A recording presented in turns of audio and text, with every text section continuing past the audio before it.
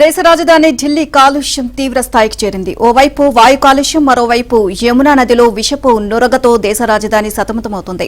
వాయు కాలుష్యం తీవ్రత అంతకంతకు పెరుగుతుంది. ఎయిర్ క్వాలిటీ ఇండెక్స్ 470కి పడిపోయిందని, దీంతో తీవ్రమైన కేటగిరీలో గాలి నాణ్యత తగ్గిందని పొల్యూషన్ కంట్రోల్ బోర్డు తెలియజేసింది. ఈ ప్రభావంతో ఇండియా గేట్తో పాటు ఎయిమ్స్ ప్రాంతాల్లో పొగమంచు అలుముకుంది. ఈ క్రమంలో గర్భిణీలు, చిన్నపిల్లలు, వృద్ధులు, శ్వాసకోశ వ్యాధులతో బాధపడుతున్న వారు ప్రత్యేక శ్రద్ధ వహించాలని వైద్య నిపుణులు హెచ్చరిస్తున్నారు.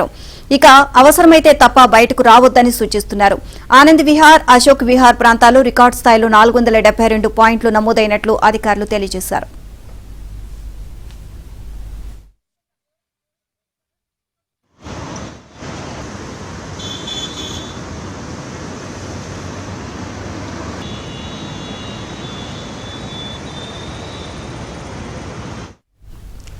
యమునా నది కాలుష్య కాసారంగా మారింది. కాలుష్యంతో ఏర్పడిన నురగలతో నీరు ప్రవహిస్తోంది. దీంతో ఢిల్లీ ప్రజలు తీవ్ర ఇబ్బందులు ఎదుర్కొంటున్నారు. మరోవైపు గాలిలో నాణ్యత తగ్గడంతో ఢిల్లీ మున్సిపాలిటీ అధికారులు రహదారులపై స్ప్రింక్లర్లతో నీటిని చల్లుతున్నారు. అలాగే మరోవైపు నానాటికి క్షీణిస్తున్న వాయు నాణ్యతను దృష్టిలో ఉంచుకుని 5వ తరగతి వరకు పాఠశాలలను మూసివేయాలని ఢిల్లీ ప్రభుత్వాన్ని బీజేపీ డిమాండ్ చేస్తోంది.